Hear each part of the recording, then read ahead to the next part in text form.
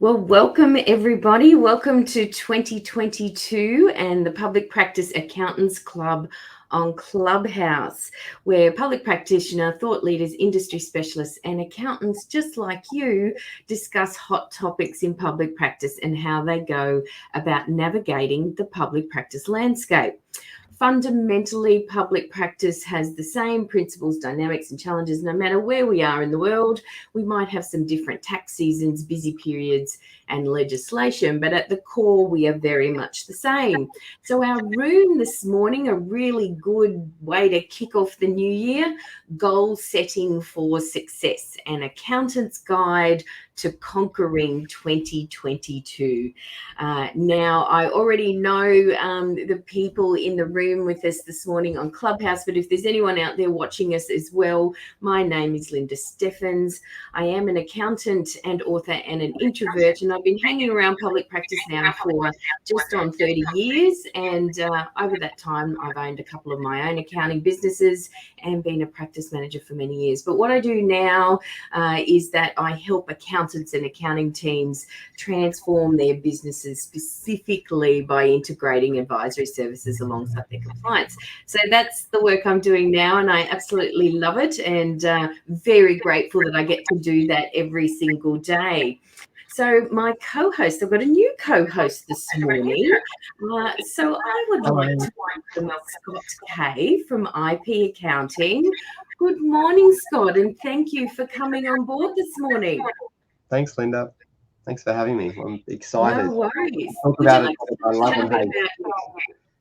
Yeah, sure. I started straight out of school working for accounting practice and this year, and 20 years later almost, I've worked for a mid-tier for 10 years, worked for a few other firms, and started my own business, and have been doing that full time for the last 5.5 years. And I've had the blessing of having two clients for just over 10 years at different periods of my life. Love it. They followed you along. They often do that. We find very loyal clients in our profession or in our careers, and no, that's very nice. Good on you. And yeah, look, thank you again for joining me. Sitting on my lap, and I've got a 5-year-old daughter, and she and my daughter and my wife are still asleep at the moment. Oh, my wife might be up actually. Still tucked away in bed. Oh, good on them. It's still holiday time. Yep. Perfect. All right. So just a reminder before we kick off our discussion, we are a CPA discussion group, by the way. So you can claim your CPD points for joining in and listening to us. A reminder that before we kick off any conversations, that our intention is always to be positive, supportive, and collaborative as we come together in support of our amazing industry, no matter where we are in the world. All right. Goal setting for success, an accountant's guide to conquering 2022. It's that wonderful time of year where we're reflecting, making plans, perhaps setting some goals for success in the year ahead. But stop.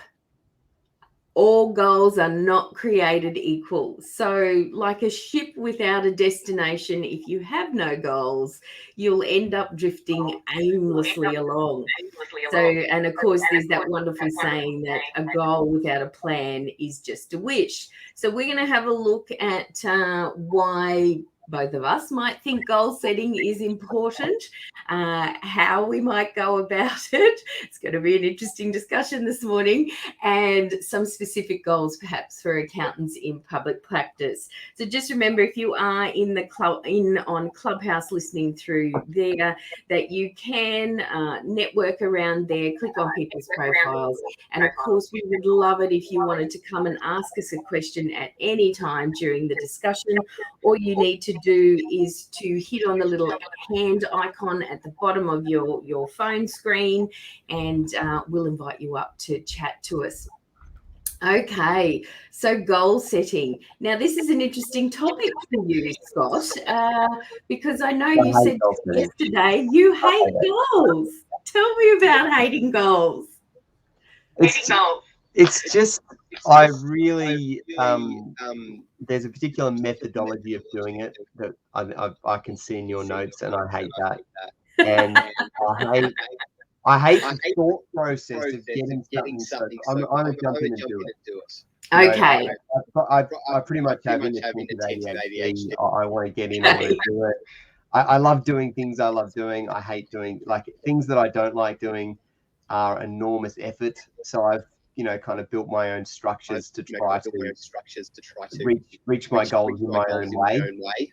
Great. So you've still got your own way. So it's like, you're a little bit adverse to perhaps the traditional goal setting. That's great, actually, because we'll have two different viewpoints to goal setting, because, it's all about just discussing this. And of course, we'd love to hear from anybody that's in the room as well about how you set goals. Just because I set them a certain way or recommend setting them a certain way doesn't mean that we have to follow that path. So keen to have all that input there from you, Scott. That'd be great. All right. So, look, let's start with the importance of goal setting. Would you say, though, Scott, that it is important to have some goals, even the way you go around it? Like, it's thinking about what you want to achieve and sort of aiming at something, even if it's a short-term thing. Definitely. Deadlines make things happen. And nothing you've done in your life, you haven't thought about it first. That's true. I suppose if you reflect on that is true. You do think about it. It's whether you put anything formal in place or any type of structure around that, whether you try and trick yourself into thinking that I'm not really trying to get a goal. There's a little bit of that, however you work or how your mind works, I think. So, yeah. So okay. I'm disappointed with the goals I haven't achieved. Okay. It's naturally to have a negative thing and think about the things you haven't, the goals you haven't achieved, and forget about all the stuff that you wanted to do and you have succeeded in doing. Yeah, that's exactly right. Look, I do, as a coach, I do feel that goals are very important, and putting some structure around them. And look, structure that works for you. Look, like I said, it doesn't, not every way works for everybody. But it is that old adage that, if you aim for the stars, you'll land on the moon. And I know with myself, I probably would have said 5 years ago, Scott, that I hate goals too. I'd be right in where you are. And it's only through my coaching experience now that I've looked at the processes around setting goals and realized that it does actually work for me. I may not achieve that big goal that I set, but I've certainly gotten further than probably if I was left to my own devices. So I like to say that setting goals is, not so much about achieving it, but for us and for accountants and the accounting world, I think it's narrowing our focus. It's narrowing our focus, our attention, and also our resources, so that we can sort of hone them into one direction to help us focus on something and achieve something. So goals also too, I think, encourage innovation. I think it's let's look at things differently. I think goal setting too can help us, get outside of our comfort zones a little bit, help us to maybe think outside the box, which for some of us can be a little bit tricky. There are different ways of doing things always out there. And, when we're talking about innovation and change, and we've certainly had a lot of change and things to deal with over the last couple of years, and we will continue to do so. Change is not going anywhere fast, and it never will go away. And so innovation is all about making mistakes, testing and trialing, and goals form a bit of part of that, a good part of that process. So I think we can find a happy medium between that. And, sometimes I think because of the way we've got a fair amount of perfectionism in what we do when we're accountants, we don't like to really try for things sometimes that we know we can't get. That can put us off, because we like to do very well at whatever we set ourselves to do. So sometimes I don't think we can make our goals quite hard enough, so that we have to stretch for them and really put some effort in. So yeah, I think there's a few things around why goals are important. And if anybody out there has some comments or some discussion around why goals are important for them, we'd love to hear it. Scott, did you have anything to add about the importance of goals, maybe? So for me, it's more about getting started. Yeah, because once I okay. get started doing something, You're then I'm okay. likely to continue doing it. So, Okay. For 20 years, I've wanted to be able to learn. I've wanted to learn to read music. I can play Yes. music by ear, and Yes. so last year, Kerry's coming up as a speaker. Invite to speak. So yeah, last year I decided to have piano lessons, which good. I haven't had. I had a couple of years of piano lessons when I was 6 years old.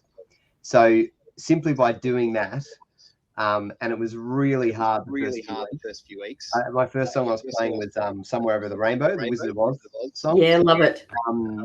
And so yeah, but the more I've done it, and so now it's been 9 months. At the 6 month point, I'd achieved my goal. I could read music reasonably well, and I thought, do I continue doing the lessons? And I've because time is at a premium with it being having a child, 5-year-old. What we do, yes. But I thought, no, I'm going to keep doing this because even though I've achieved my goal, there is still gains that will happen by just having the dedicated time to do it. And I also think that the teacher's not doing that much that I couldn't do myself. So I could just do it myself and not pay for the lessons. But I'm not going to do it myself. No, well, that's where that accountability goes into it, doesn't it? Exactly. It's left to our own devices. We don't always follow perhaps the path that we best intentioned for ourselves. Good morning, Kerry, and Happy New Year to you. Happy New Year to you too. I wanted to follow on your comments about the importance of goal setting and things like that. I'm a very good believer in that setting that goal puts a picture in your mind, visualizes it, helps you to feel it. Yes. And your mind doesn't acknowledge the negatives. So if you're putting a positive picture in your mind, that's what it's going to go out after you achieve. Perfect. Yes, very good point. The power of our minds in this process. Yes, yeah. So you don't say stop smoking, or don't be afraid. You go. You visualize you not smoking. Yeah. Or what your life looks like not smoking, or the benefits that you might have. Yeah, that's a very good point, Kerry. Thank you. And you are right. Our brains are very, very powerful, and I don't know what's that percentage that we only use really comprehend 4% of what's around us or whatever, and so I do think that we are very logical, pragmatic type people, and it sets us perfectly up to do what we do. But I think we can underestimate sometimes those things that feel a bit fluffy to us, like visualization, like setting goals, like, a whole lot of these things, because our brain power just starts to take over for us. So yeah, thanks, Kerry. Have you sat down and looked at some goals already this year? Is that where you're up to? Yes, I think COVID and everything else and lockdown and things has made that very difficult for me to visualise it, and so I had to visualise it, and so I had struggled with it the last 2 years. A couple of years ago, I did my very first full-on vision board. Oh, right. I've kept it because I achieved just about everything on it. I'm blown away. Well done. Well done. So I did a meeting with my team on Monday where we set what I want my focus to be. I haven't actually set the goals because we're going into a retreat day. I wanted it to come out of there. But I wanted my team thinking about what those goals were so that they can help you do it. So they can see it as well. Yes, so absolutely. We're all on the same path. That's so important, and we can actually let's talk about that now since you brought that up, because that's sort of coming into how do we go about it, and that it's not, if you do have team members around you, or even someone that can help you stay accountable. I think the how to do it is really about saying it out loud, committing it, sending it out to wherever, the universe, whatever you want to call that. But when you say something out loud, it becomes very real to you. So I know, again, that integrity is a very important thing to me, and I'm sure it is to most people that are listening in this morning. Same thing. Once you say it out loud, it's like, oh my goodness, I've said that now. Now I've got to go out and do it. So that's a little trick, I think, for us. I think we like to hide behind a few things and think, yeah, I've got it. I'll keep it in my head. I know what I want to do. But until you actually say it out loud in front of some other people, make it public, that'll make all the difference as well. Writing it down, making it visual. So, Kerry, you talked about vision boards, even just having the list of goals or whatever you want to achieve somewhere where you can see it, or somewhere where your team can see it, really important. So you don't have to do this all alone either. I think that's, a really cool thing is that you've got other people around you that can help and help you visualize that. So, Kerry, you've definitely got your team involved. Yeah, and that was sort of just communicating to them what you thought you wanted to achieve, and asking them what they thought. Yeah, I did a little bit differently. I used that free mind mapping program. Very simple. Just start in the middle and just kept adding ideas of where I wanted to be, and then adding a little detail to it so they knew what it meant. What it meant. And we'll unpack it further as we go. Yes, and I was going to say that was another one of my points to chat about, was really, if you've got a team around you, and particularly where there's team goals or firm goals, even some personal goals, if you're wanting your team to perhaps help you out with some work-life balance stuff, or getting yourself out the door, and they can help you with that as well. You don't have to do this all on your own, and I think also, to the power, you're talking about going into a day or a half day or something where you'll actually discuss goals, Kerry. Involving other people in setting goals is very important, wouldn't you say? Oh, absolutely. And so my goals are just concepts at the moment. I haven't turned them into SMART goals, so to speak, so they're not specific, measurable, etc. Yeah. I want you to take part in that so that they're owning as much as I am. That's exactly right. And when it comes to setting goals with anybody else, they certainly need to be involved in that. There's no reason why we can't facilitate to where we want to go, and have some specific ideas in mind, but very much you need them to own them, because no one likes to be told what to do, and if you're just being told what to do, then that just takes all the fun out of it, really. It takes the motivation away from it. So, Scott, do you have anybody around that helps keep you accountable, set your goals, your wife, your team, anybody around you? Yes, my wife does, and I've got a business coach. Okay. And I have a 15 to 25-minute chat each week with my mum. Love it. And so she prays for me each week. I tell her about the issues that I'm having and where I'm at, and then she prays for me. Oh, love it. Fabulous. Good old mum. You can't forget mum and our family members. I think, as I was saying, even just saying things out loud, if we're a bit edgy about some of our goals, I think the best people to say it to is family and friends. If you don't feel like you want to say sort of business goals or things to anybody else, perhaps you don't have a team. Your closest family members and the ones, friends that you get on very well with are really good people to help keep you accountable, and just saying it out loud. And I don't think you have to share the goal. I've heard it both ways, that it can be better if you share it, and also that it's fine not to share it. And you just wait till you don't try to experience it before you've done it, because your mind believes things. The mind believes what it has said. Yes. But definitely what Kerry was talking about, the subconscious element or the spiritual element, there's a lot of that in there. So even just writing it down is awesome. And whether that is like a moonshot goal, which I heard as a expression of a goal that is like walking on the moon, that it seems impossible. Setting one of those sort of goals, and then even working backwards off that. Yeah. Setting these crazy, scary, big, hairy, audacious goals. Exactly. Yes, I've seen that term too, Scott, moonshot, and you just said that it lines very much. I'm sure a lot of people have heard that acronym, Big Hairy Audacious Goal, the BHAG.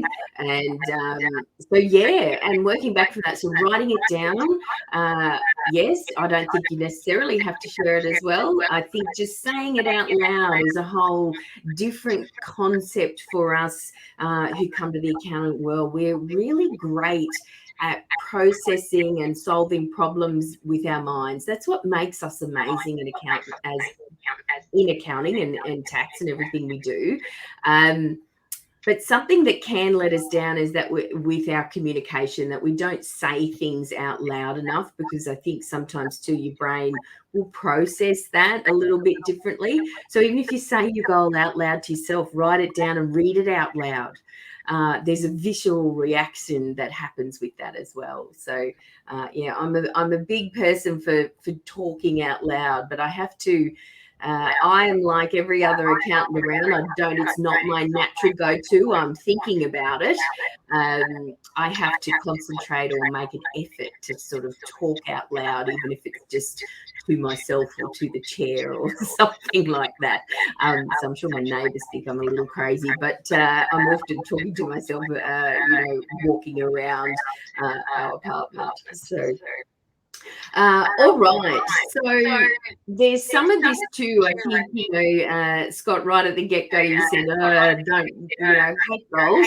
And so I think if we just break down a little bit with what I've learned about accountants over probably the last 15 years since I've been looking at profiles in accounting and how we go about things, does come about from our, perfectionism. I think when we're setting goals, we've got to sort of check our perfectionism a little bit at the door there to allow us to stretch and to try for some things, because a lot of these, like you said, Scott, that moonshot goal, something that seems impossible, we may never, get to, but it's something you can always move towards, or it narrows that focus of your attention again.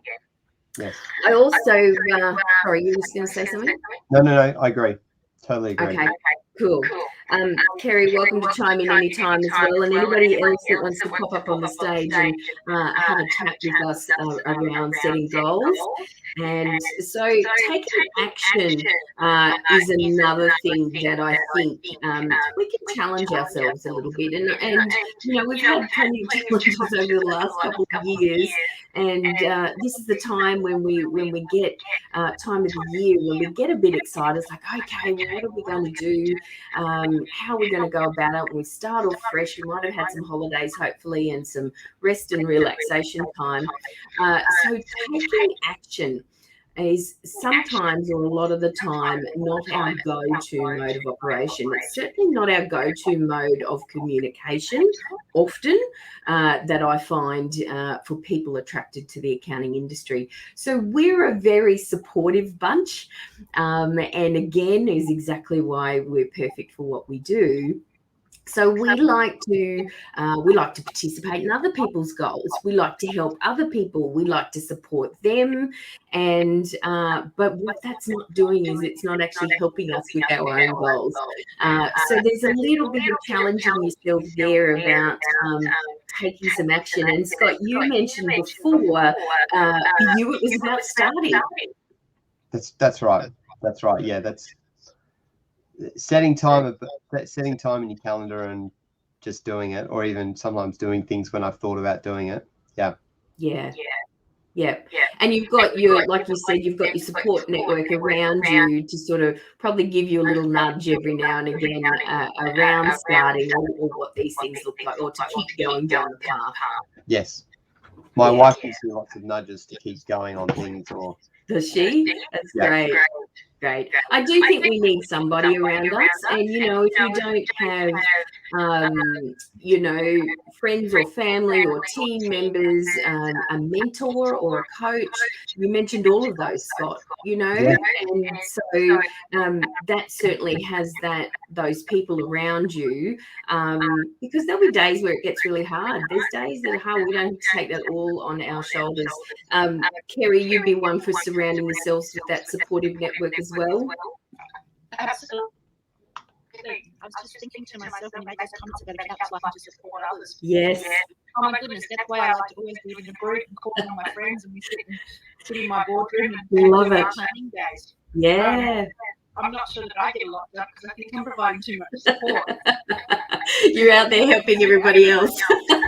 Well, that's a wonderful thing, though. Makes your heart sing. Yeah, that's right. Sometimes, you know, because that is our nature to be supportive, we do have to put ourselves first. And, you know, we want to achieve for our families and for our own professional careers, also, you know, success in business, whatever that looks like for you. You know, we do need to put ourselves first sometimes and take some action. But just remember, it's for the most part not our go-to. So it's something we have to challenge ourselves on just a little bit. So there's been both Scott and Kerry, you've mentioned some stuff around setting some time aside to think. Scott, you just said about putting some time in your calendar. I think right from the get-go, setting some goals is going to take some time, right? But it's better to start it and do it imperfectly. Absolutely. I think the saying, George Patton, I think it was a violent plan executed now is better than a perfect plan next week. Yeah, exactly. And I think, you know, there's a Chinese saying about the best time to plant a tree. You know, it was 20 years ago, the second best time's today. So, you know, it's really about getting started. And I think a challenge that we'll often find in accounting too is, again, that we're fabulous technicians, again, fabulous with what we do in public practice and everything we help our clients with. Sometimes it can be a bit tricky to get out of that working in our business rather than working on our business or on ourselves personally or professionally. So we can get very tied up and weighed down with the client work, the client demands, deadlines and all of those things. So Scott, how do you come out of that working in and get to the working on? Is there some sort of schedule that you have for that, or what does that look like? No, my problem being with ADHD is that I have the problem sitting down and doing the things I don't want to do. So I have no problem. I have no problem working on my business, and you know, so whenever I do something, I'm annoyed by it, and I want to develop a template to make it easier. So, you know, I might spend half an hour saving myself a minute down the road. So that's a bit unusual compared to other people. Yeah, okay. So that would have been a challenge for you doing that, you know. Sorry, Kerry, what was that? I am so much the same. Are you? So much time in Quad B at the moment. It's amazing. Yeah. So you end up getting more distracted on the working on than the working in can be a bit more challenging for you guys. Yes, because you want to fix. You just want to fix problems, and that's novel and new and exciting. Yeah. And you know, rather than do the hard work of working out where someone's job is at or fixing a job, or like it's less about the job. I find it more the emails. I hate replying to emails because you know, I've got to look up what the person's asked me, and I don't know how to say. I prefer to speak to them. I don't want to say something confrontational to them, and email has no tone and all of that. Okay. All right. Cool. So I think probably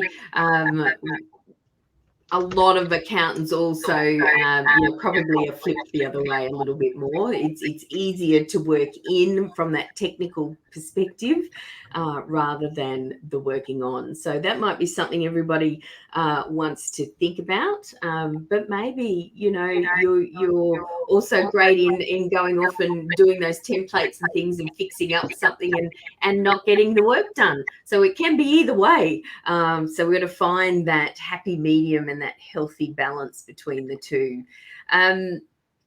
Scott or Kerry, do you run to a schedule or time in your calendar or something like that? I'm interested I have it blocked out in my calendar. That doesn't mean to say that's when I do it. Right. Okay. But it's there alerting you going, I need to do something about that. Absolutely. Yeah. Okay. Scott, how about you? That works best. That works best for me, putting it in my calendar. Okay. Obviously, there's a number of things that don't get in the calendar, and they should. Mm-hmm. There's only so much room in the calendar, isn't there? Yes, but calendar also could have a more general thing like do email or do phone calls, or it doesn't have to be a specific job when you're doing multiple things a day. Yeah. But I find if the time's not allocated, I jump back into email, and that's a you can stay buried in there all day. Yeah. All right.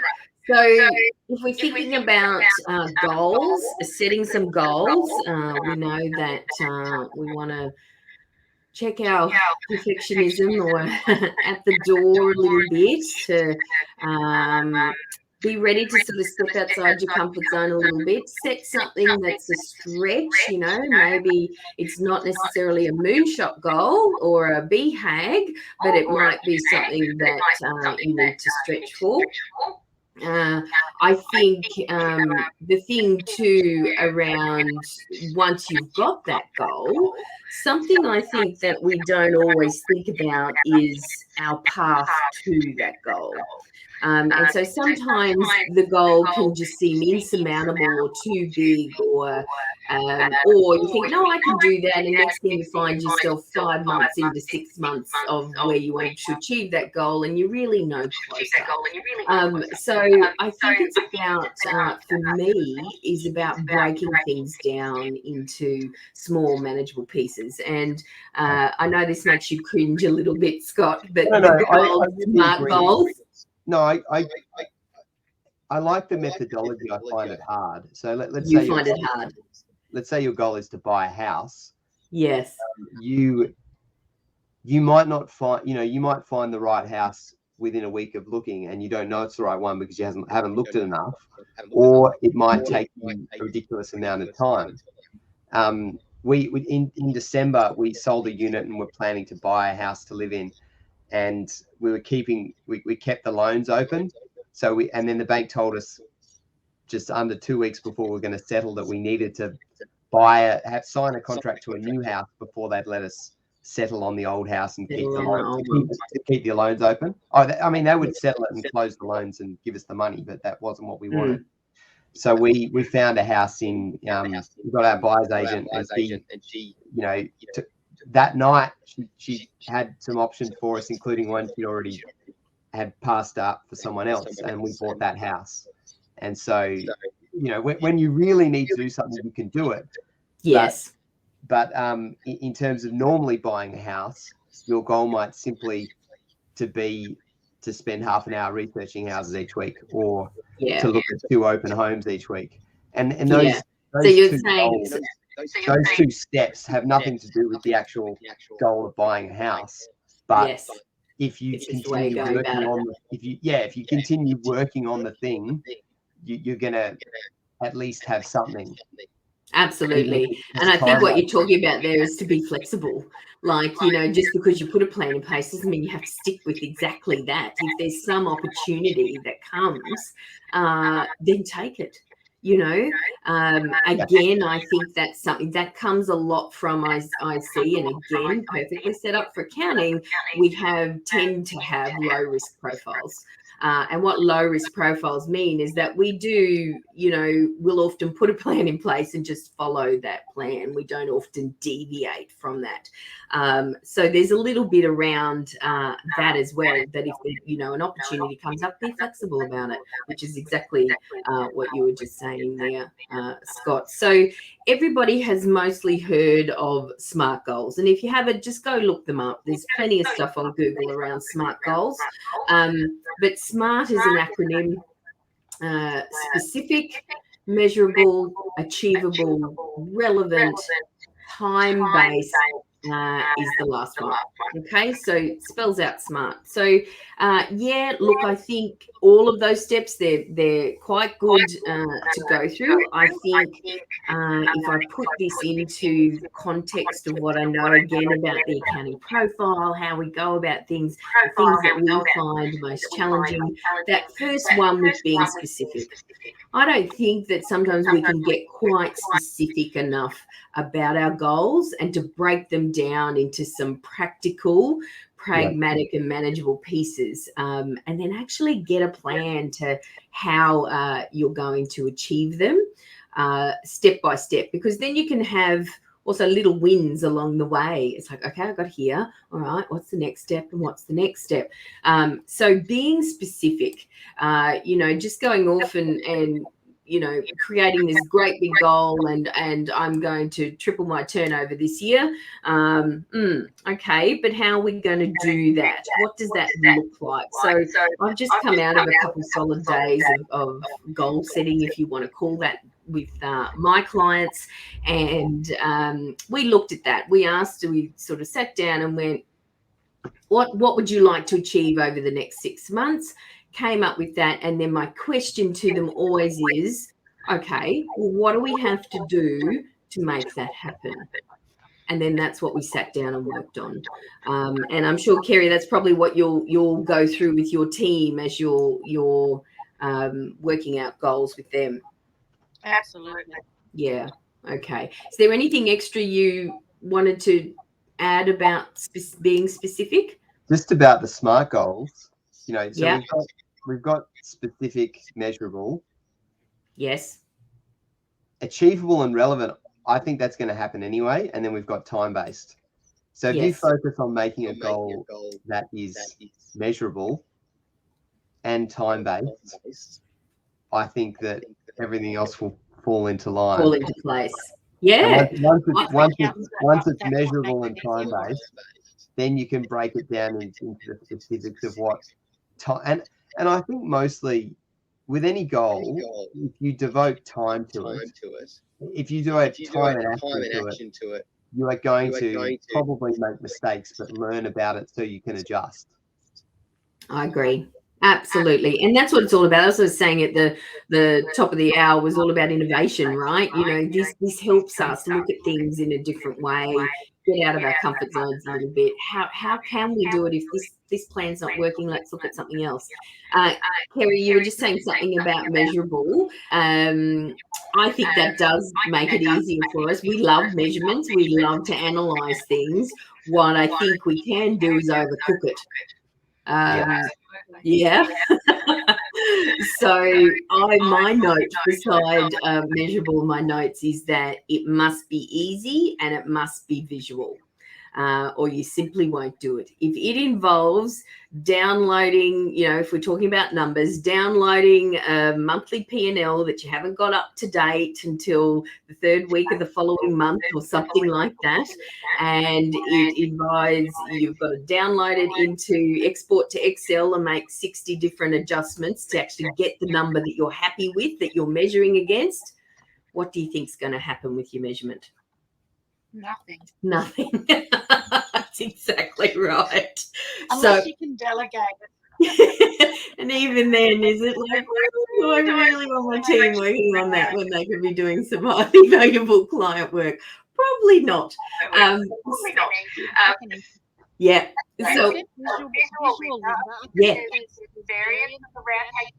Visual very effective. Yes. For most people, but some people it's got to be around a feeling. Yes. So for me, I'm an audio kinesthetic person, which means that I've got to feel what it means. Feel what it's like. Grasp doesn't really do it for me, even though I'm an accountant. For me, it's got to be about it's removed some time pressure for me, or it's given me some time to do something else, or whatever. And most of mine are. So do you find yourself reflecting on that a little bit? Absolutely. Yeah. And so the outcome to me is about how I'm going to feel when I've made that outcome. Yes.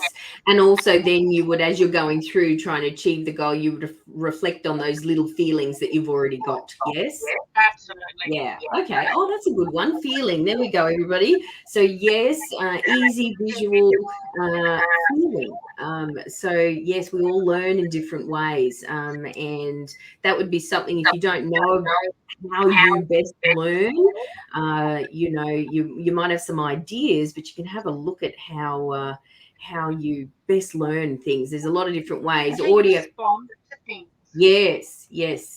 Or what will motivate you, Kerry, as well. Carolyn's got a thought as well here. Sorry, Scott. Carolyn's got a thought as well, it seems. Hi, Carolyn. How are you going? Good morning, Lynda. Good morning, panel. I just want to elaborate on what Kerry's saying, because I've done some research. Of course you have. There's science behind why we use things like vision boards and why we take that emotion of that goal. There's a part of our brain that doesn't understand language. Yeah, okay. I think it's the amygdala. Yes, that's the main part of our brain. Right. But there is a part of our brain that doesn't actually understand language. So, you know how we hear people say, oh, you've got to say these affirmations 1,000 times a day.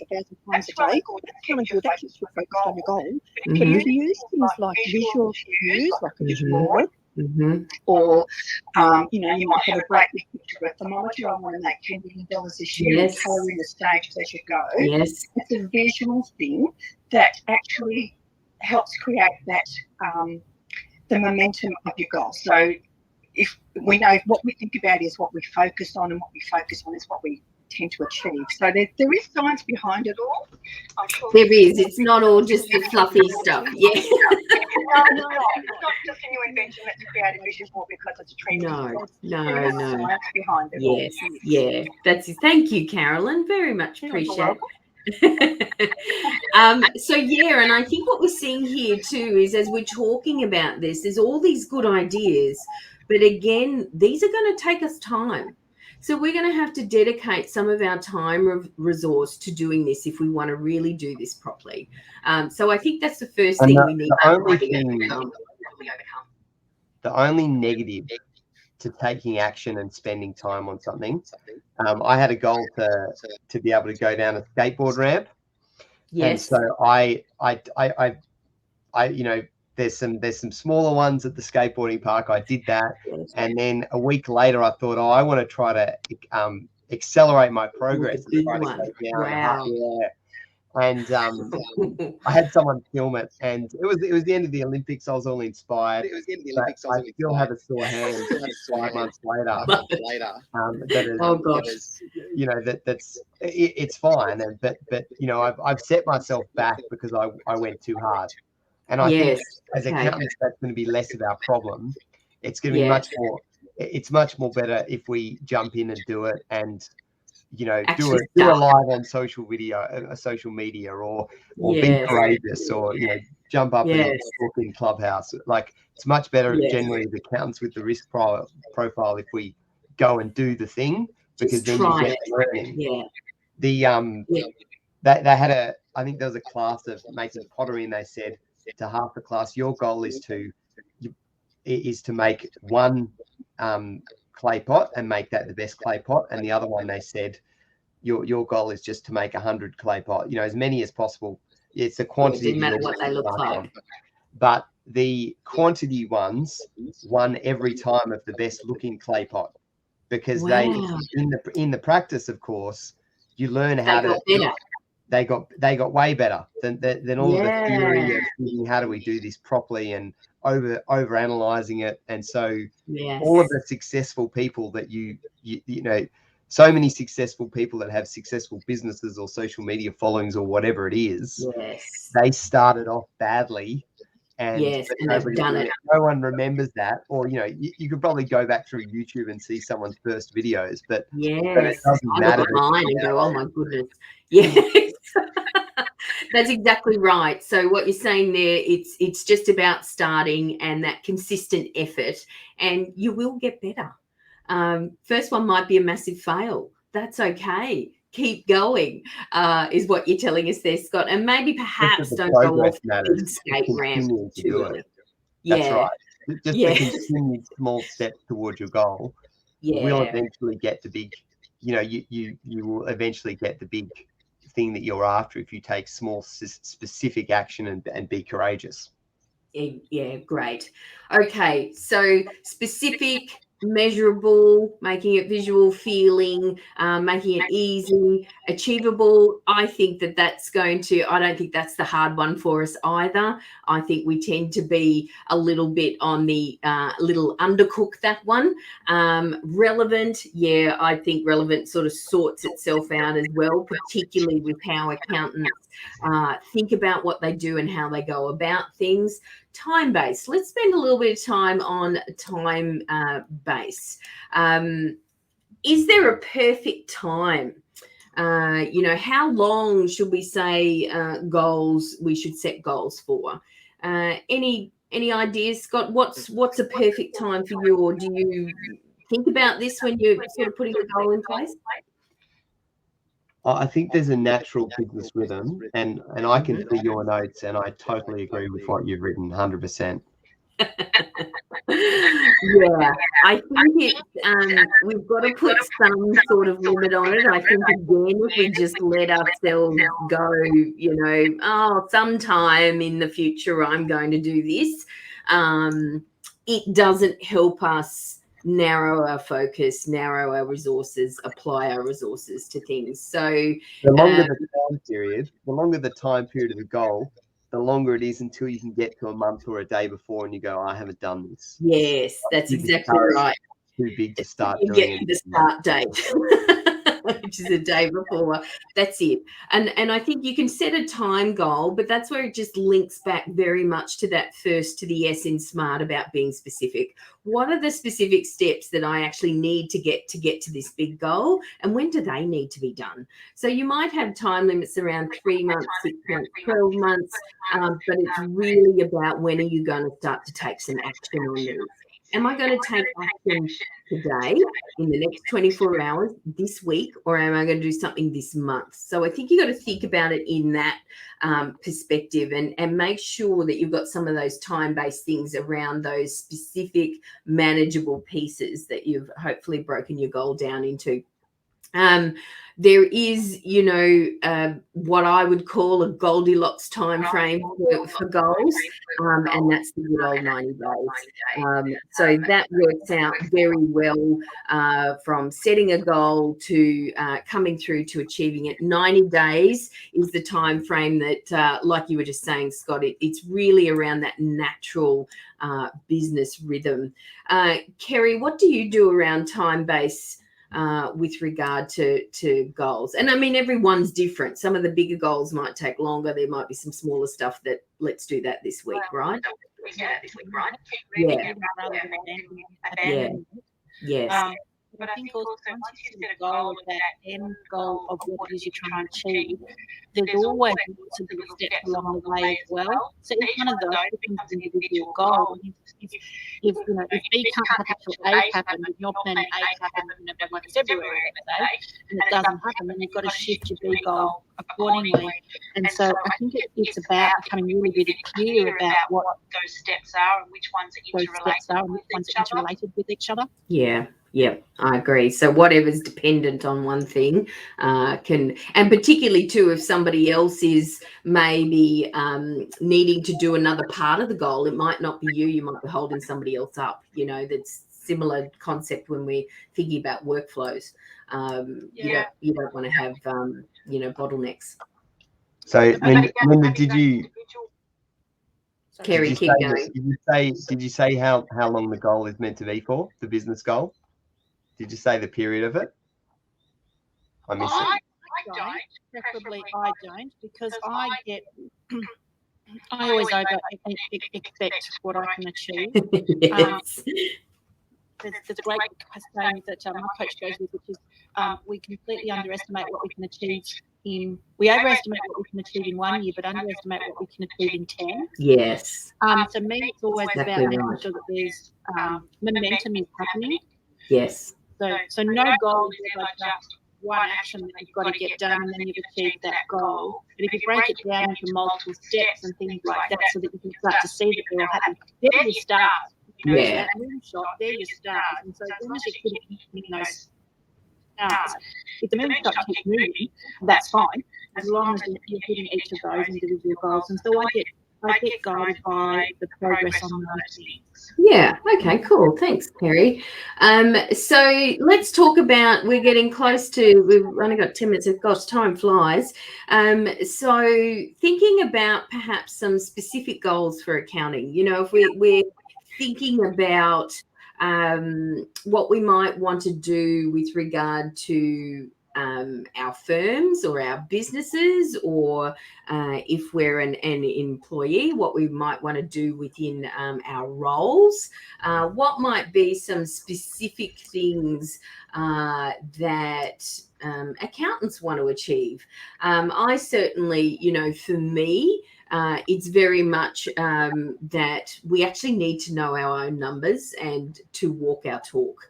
And I think when I am liaising with and talking with a lot of accountants that want to transition into doing some more advisory services. But the biggest thing with that is then often they don't know their own numbers. They're not looking at their own numbers monthly. They're just sort of letting that go. And, it'll be okay. But when we get into this other area of work, if that's something you're interested in, knowing your own numbers and walking your talk is super important. So I would say there's a fair amount of goals that, might be specific to accounting that relate around numbers. Yeah, of course, they relate around numbers. So things like, is there a turnover goal? And I think we can also get a little bit hung up on financial years and have to do something for a financial year. There's no reason we can't break that down into a monthly turnover target, a quarterly turnover target, which then obviously leads to something. But, we can start to set turnover goals or numbers goals, at this time of year. It doesn't always have to be done in July. So I think we can sort of throw out that as well. You can do it a couple of times a year. And I'd actually reckon coming together a couple of times a year is a great time, whether that's in January or July. But I think there's good things. So, Scott, do you have any specific sort of accounting type things that might help others out there with regard to goals? Not a lot, as I said, because I find them hard to set. Yes. I've been inspired to do a monthly budget of jobs in and jobs out, and try to really drill down into a yearly budget of what compliance work is going to come in. Yes. To then work backwards off from that turnover and gross profit and and an expense budget, and really drill down into my own numbers of what I'm expecting to happen in the next 6 months and year. Yeah. Okay, cool. And Kerry, how about for you? You'll love my main goal for this year, Lynda. It's to get 40 clients onto monthly accountability programs and officers. Yay! I love that one. Who knows?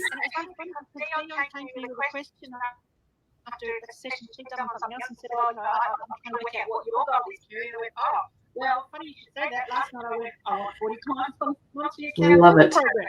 Love it. And again, it was in that feeling. I got rooted into it. It's the only thing I'm thinking about. What can I do now? I don't want to do tax returns. I want to do this. But I haven't set some time frames on that. Okay. So I'll break that down and have mini goals. That's all working towards that. Perfect. And I think like what you both said there, sometimes we can get a bit too focused on those traditional things of the actual numbers, the turnover, the gross profit margins, and whatever that looks like. I wouldn't even worry about net profit margin. You do your turnover, your gross profit right, which is around your efficiency, the net profit will sort itself out. but there's all these lead type things that will feed into that. And that's, I'd love to hear that, you know, Scott and Kerry, they're the things that you're actually focusing on. So how much work am I getting in and getting out in a month for you, Scott? Kerry, dialing up, you know, different services for clients and you know, making, putting some resources behind doing that. It might be for others. New clients is another good one. We don't want to forget our existing clients because they're very important, but new clients is one thing you may want to track and look at. New work, so not forgetting the existing clients. It might be different type of work with the clients that you already have. There might be things that your clients have been asking for. So perhaps a certain number of clients doing new work, or perhaps you've offered some different work to existing clients, a certain number of them. That could start to form part of your goals. Work-life balance or work-life flow. I don't think there's really ever a balance. So I think there's a flow. So for you or your team members, I had somebody I was talking to this week wanted to, from July, wanted to go to a 9-day fortnight. It's like, okay, that's cool. How do we make that happen? At the moment, that can't happen because he's a significant member of a team and of a firm. And for him to be away that often, it would probably impact how the team works. So we've got to work on the next 6 months, all of those little specific things that's going to allow him to do that. So the fact that he has now said it out loud, it's taken him 12 months to say that out loud, but he has, and that's what we're focusing on. So work-life balance, or even flexible work. You know, we've had all these things thrown up over the last couple of years around remote working and flexible working. There might be some goals around that too. So I think the thing is, we have to get so hung up on the stock standard numbers because there's a lot of drivers and a lot of you know, lead things that you can do that will get you to your numbers. Scott, Kerry, any comment on that? Yeah, the leading indicators rather than the lagging ones. Yes. Like the lagging is what it is. The buying the house is what it is. You can't measure that, but you can measure how many open homes you've been to and how much time you spent researching. So worrying about the stuff that you can manage, and then hopefully as the process works out, then the stuff, you know, you should be able to meet your goals if you at least focus on doing the stuff, doing the work. Exactly right. Yeah, it's that consistent, those small things, consistent approach, small changes, the butterfly effect, you know, another scientific thing that is there in nature that, you know, invariably will happen if you just do the small things. All right. A little by little, a little becomes a lot. It certainly does. Absolutely does. Add the comment that I've set quite a few goals and I'll have to prioritise. But when I sat back and looked at it, what came out to me was that there was an overall theme amongst all of it. Ah, interesting. Yeah, it was. And to me, that theme was in every single one of those steps, it was about my team stepping up and taking over that so that I wasn't quite so responsible for every step of the way. That I was able to delegate effectively. Yeah. And that's quite interesting to sit back and reflect and see that theme coming through everything. Fabulous. And so you being able to even, and that's hard when you're in, you know, you've come through things, you've closely controlled, you know, everything, and you've looked after this business, and next thing you've got team members that are there that could possibly do it. Yes, they need to step back, but then also the challenge, I'd imagine, Kerry, is being able for you to let go and to step back. I don't know what you're talking about. Oh, yes, you do. Yes, I do. Well, that's a challenge for all of us. Don't worry, I'm not singling you out, as you well know. That's for all of us. All right. Okay. So, gosh, time has flown. We're right at the top of the hour. So, thank you everybody for joining us for this discussion. And we won't be back again next week here in Australia. If you're tuning in from anywhere else, we have our National Australia Day, our holiday, public holiday. So that is Wednesday the 26th. So we won't be here next week, but we certainly will be back on February the 2nd, and hopefully everybody's back from holidays by then and really kicking along some goals. So we're kicking off February with Is It Time to Sell? So that's a nice meaty topic, and I'm sure we'll have Kylie back on board for then as well. But I know often from time to time when you practice, some days you're just like, I'm selling. Is it really time to sell? So that's going to be an interesting discussion. So please, I'd invite you all to join in on that one. Thank you for everybody who participated this morning. Big thank you to Scott for filling in at last minute. So appreciate that very much. Scott, is there anything you'd like to leave us with today? No, just don't get down on yourself. The whole thing is the continued action. So failure is part of the journey. That's exactly. I love that. Failure is part of the journey. Yeah, perfect. Kerry, how about yourself? Do it. Just do it. Yeah, get out there and you know, Give it a might not go. be perfect the first time, but the next year it could be. Oh, great advice from everybody. So thank you, everybody. I hope you have a wonderful day, and we won't see you next Wednesday, but there's always replays on Clubhouse that you can look at, or the YouTube channel is there as well. So there's plenty of stuff that you can always have a look at if you've set this time aside for some professional development for yourself. So not next Wednesday live, but the Wednesday after. All right. Thanks, everybody, and we'll talk to you soon.